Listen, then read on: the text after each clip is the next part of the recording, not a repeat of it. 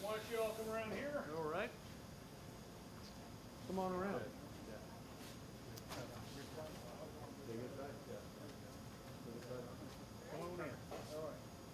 Thank you all for coming out today. I think you're hearing a lot of contradictory messages, some out of Washington, D.C., some right here in Texas, about what the impact of the expiring provisions of the Tax Cuts and Jobs Act would mean. And as you've heard, this is not just something to benefit wealthy people. This is something that determines the ability of these small businesses to grow, create jobs, to provide a livelihood for people to come to work and to provide for their families and pursue their dreams. And Texas is maybe one of the last places in America where that's true each and every day all across our great state, which is a reason why 1,600 people a day roughly move to Texas, because this is truly still the land of opportunity. And it's because of small businesses like these that's true. I know we tend to think about big businesses, big corporations, but the truth is the main employers in the country are small businesses like these right here. So thanks to Andy and his family for inviting us back after all these years to talk about what the impact of the Tax Cuts and Jobs Act, which we passed in 2017, were, but maybe just as significantly what the consequences would be if we were unsuccessful in passing an extension. So this is a must-do piece of legislation. My guess is we will probably wrap this up sometime this summer and send it to President Trump for his signature. In addition to the current provisions, some of the things that President Trump has talked about in the campaign, like no tax on tips, no tax on Social Security, those sorts of things are going to be in the mix as well. So this is going to be a big, consequential piece of legislation. But things that most families will experience with the expiration would be things like the increased deduction for single deduction for families, things like the child tax credit, which will allow growing families to spend more of the money they earn raising their family. Those are some of the things that make this so important. The average Texas taxpayer family would see taxes go up by $3,000, and 62% of taxpayers in America would see their taxes go up if this bill is not passed. So that's why we're here to tell the true story, and I'm glad you got a chance to listen to, and perhaps you'll have a chance to talk to some of these folks who are really the heart and soul of small businesses here in Texas and across America. So with that, I'm happy to answer a few questions. Senator, what is the urgency? You said in the summer, and hope this is passed. I know Mr. Chairman said he wants this by July. He wants it yesterday. Yeah. Yeah. So you know, you've been at this Yeah. for months with House Republicans and all that. So where do things actually stand right now, and what's the level of urgency to get this done? Well, Jack, before we could actually move on the extension of the expiring provisions, we had to pass a budget. And as you know, we had to work with the House to get on the same budget, which is basically a framework under the federal system. And now the hard work begins. The various committees, the tax writing committees like the Finance Committee that I'm on, the Armed Services Committee that's going to plus up defense spending, the Judiciary Committee that's going to plus up border security spending. All those things are now going to occur here in the ensuing weeks. But it's the same challenge we have with Speaker Johnson with a very thin margin in the House. He can't afford to lose very many votes. We need to match up the Senate bill with the House bill in order to get this done. So it's going to be hard, but here's what's driving the timetable. The debt ceiling has already been reached, and in order to extend the debt ceiling, we need to work on this and get this done before this summer sometime, because right now the Treasury Department is using something they call extraordinary measures to avoid breaching that debt ceiling. So that's really what's driving the train. If we were to handle that on a standalone basis, there's no telling what kind of ransom Senator Schumer would demand in order to provide the votes to pass that extension.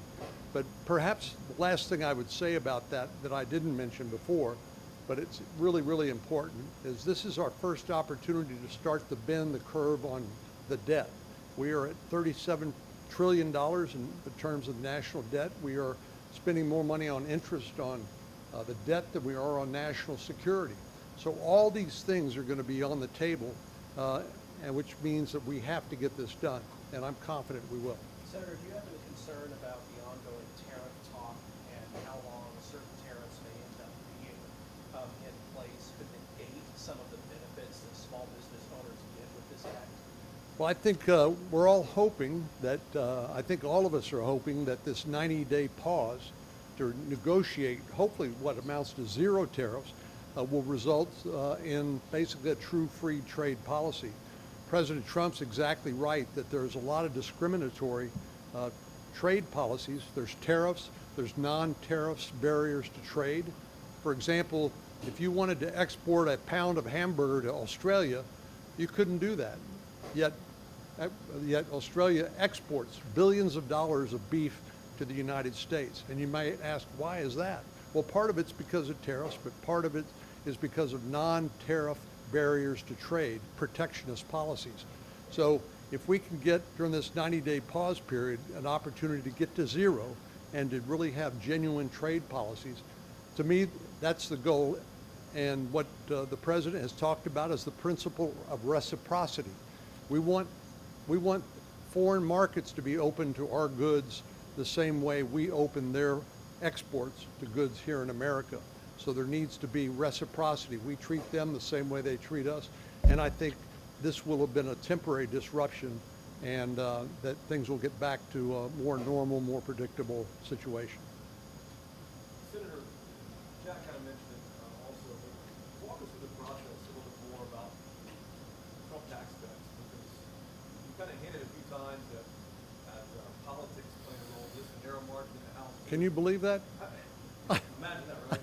How much, Senator, is politics at play here? Republicans are in total control of these things. Yeah. How much is politics at play? How much of this is the legislative process? Well, this is an extraordinary process called reconciliation, which, as you know, means that it can pass with just a bare majority in both houses. Typically, in order to pass a policy or new law, it would take 60 votes in the Senate. But I don't think that we're going to get much help from our Democratic friends across the aisle to get this done, which means we have to have unanimity among Republicans in the Senate and in the House. In the Senate, we have 53 Republicans, as you know. In the House, we've got, I think, a 7-vote majority, maybe on a good day. And so President Trump has to weigh in and encourage some of the recalcitrants to go ahead and vote for it. But really, failure is not an option. But this is a unique process, one we used in 2017, but I don't think we're going to get much help from our Democratic colleagues. And follow the tariff question also, we heard from small businesses here too. How long do you think Texas small businesses can sustain these tariffs, these higher prices? And in the same sense, the other individuals who've had their retirement portfolios multiple. Yeah. Well, I know that there's been a lot of volatility in the market, a lot of uncertainty, but I'm hoping that with this 90-day pause, which I'm really glad that President Trump announced, that people will settle down along with their markets, along with their retirement accounts and everything else, and give the process a chance to work. I think it's somewhere on the order of 70 different countries have approached the administration seeking to negotiate, because the American economy is the biggest in the world. And so none of these countries are going to want to get into a tug of war with the United States because of the economics involved. So I'm hoping that after this 90-day pause, we'll have basically, by and large, a resolution of all this uncertainty, because I know uncertainty is not good for any business, as you've heard.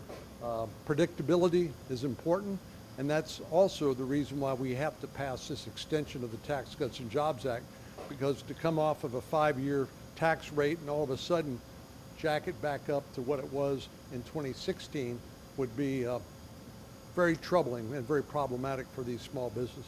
I have some political questions for you, Senator. So do I. Yes, if you would like to step aside, please. So we're gonna get off topic unless you all want to. No, you can have those. No, come on, Andy. I know they'd love to answer some of these questions. So you've made helping President Trump a key part of your reelection campaign. So how important is it to your campaign that what you're talking about passes and in also winning President Trump's support? Well, President Trump is the most influential person in politics in the nation, and that includes Texas. So I'm proud of the 4 years that I worked with him. The first term, my voting record, we've gone back and recalculated. It really is close to like 99% of the things that the president was promoting, I voted for, and even more importantly, helped get the votes to pass. Because as you recall, I was the whip, or the chief vote counter, back in that period of time. In addition, we were able to get roughly 230 federal judges, including many in Texas, lifetime tenured judges confirmed, including 3 Supreme Court justices. President Trump, I believe, in this second term will have the chance to nominate at least 1, maybe more, U.S. Supreme Court justices. So his imprint and his legacy on the courts is going to be very long-standing. And then in this current term, Jack, the main thing that the president has wanted is to get his team on the field as soon as possible, which means confirming his cabinet. I've been proud to vote for the president's cabinet nominees and, of course, intend to support this extension of the Tax Cuts and Jobs Act. So there's no daylight between me and the president when it comes to his policies. I know there's some, again, this is politics. I understand some people can't stand the truth, and so they want to spew a lot of disinformation. But I'm proud of my relationship with President Trump. I talk to him frequently and seek to provide him my advice in private about not only what's good for Texas, but what's good for the country. Senator, there's been another report of Secretary Hegseth using cell chat, communicating with his family about the airstrikes in Yemen. And what is your reaction to that? Should there be an investigation? I know there are growing calls for him to resign. Well, apparently there was a lot of confusion dating back before this administration about the use of a private app called Signal, which is encrypted, end-to-end encryption. But the problem is this is not a Department of Defense or an intelligence community secure means of communicating. And so I think a lot of justified concern about whether it's been intercepted or whether it could be intercepted by some of our adversaries. So I support what Roger Wicker, the chairman of the Armed Services Committee, and Jack Reed, the ranking member, have called for an IG investigation into the use of Signal. John Ratcliffe, my friend, the director of the CIA, said when he got to the CIA, his Signal was already preloaded on his computer, so there's a lot of confusion associated with this, and I think we need to get to the bottom of this, and then ultimately we need to make sure that the communications, particularly with regard to sensitive intelligence matters or security matters, are protected because they're under attack relentlessly by our adversaries like Russia and China. Do you still have confidence in Secretary Hegseth? I think yes. I think he's going to do fine. He's obviously had a few challenges here initially. The good news is he's got a great team around him. Steve Feinberg, the Deputy Secretary of Defense, and the rest of his team, I think will serve the country and President Trump well. And so I don't think anybody deserves to get fired over this. I just think we need to fix what's wrong and to move on and to make sure that all of these communications are indeed secure. You've had some tough words about H.E. Kent Paxton. You called him a con man, a fraud, and someone with a checkered background. Why is that? Well, I think it's a statement of the obvious. I think Mr. Paxton is betting that character no longer matters to the people of Texas. And I'm betting he's wrong. That's what this election will be all about. Great, thank you all very much. Appreciate you being here. Can we get the roundtable participants back over here for a photo, if you don't mind? At least the good-looking ones. That's not me. Yeah, I didn't want to go into specifics here, but hey,